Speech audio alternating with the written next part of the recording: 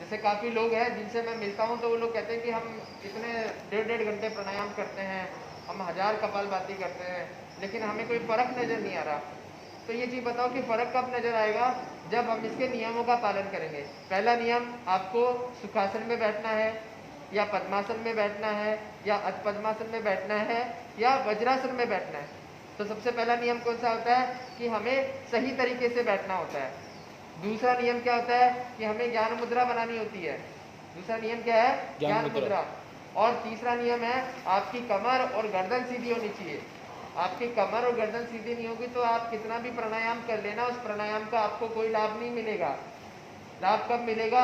जब हम उसकी प्रारंभिक स्थिति को सही रूप से करेंगे या सही रूप से उसका पालन करेंगे, तभी जाके होगा ना। अगर मुझे आज भीलवाड़ा से कहीं बाहर जाना है तो क्या मैं पैदल जाऊंगा या मैं साधन से जाऊंगा? साधन से जाऊंगा मुझे कम समय लगेगा, लेकिन पैदल जाऊंगा तो मुझे ज़्यादा समय लगेगा ना।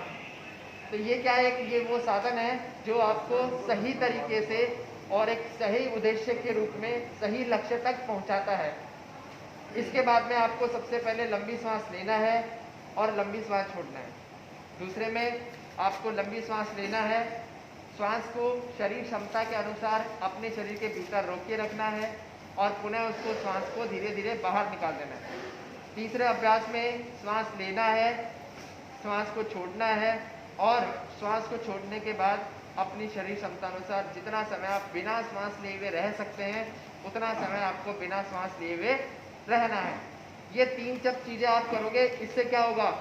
एक तो आपका श्वास का जो कर्म है ना वो सही हो जाएगा, मतलब आप सही तरीके से श्वास लेना सीख जाएंगे, सही तरीके से श्वास को छोड़ना सीख जाएंगे।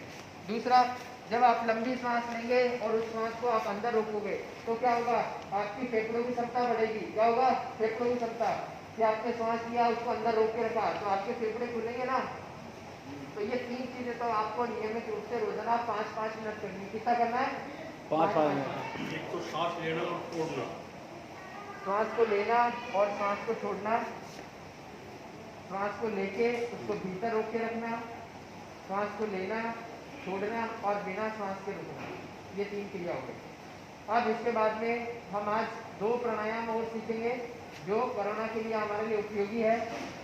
तो सबसे पहला है कपालभाति प्राणायाम। कपालभाति प्राणायाम जो है वो क्रिया है, ना कि प्राणायाम है। ठीक है, मैं ये भी चीज़ बता देता हूँ। तो कपालभाति प्राणायाम कैसे करेंगे? वही बैठने का नियम हमारा सुखासन की स्थिति में। कपाल